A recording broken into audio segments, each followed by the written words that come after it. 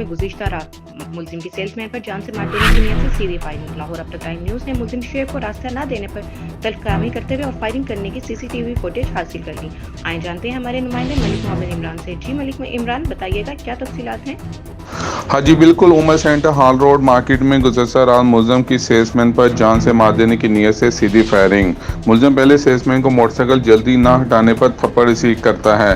थप्पड़ के बदले में थप्पड़ शुएब को पड़ता है तो वो अदनान पर 2 सीधे फायर खोल देता है। सीसीटीवी फुटेज में मुलज़म को फायरिंग करते साफ देखा जा सकता है। इंचार्ज इन्वेस्टिगेशन किला गुजर सिंह हसन रजा को मुलज़म की गिरफ्तारी के हवाले से पूछा गया तो वो वाक़े से लाइल्मी का इज़हार किया। अभी थाना पहुंचा हूं, देखता हूं मुलज़म की गिरफ्तारी का क्या स्टेटस है। लाहौर में इक़दाम कत्ल की नाक़िस तफ्तीश की सबसे बड़ी वजह यह है कि अफसरान मौका वारदात को देखना भी पसंद नहीं करते। हार रोड पर खुलेआम फायरिंग करने वाला शुएब नामी शख्स अभी तक इसलिए गिरफ्तार नहीं हो सका।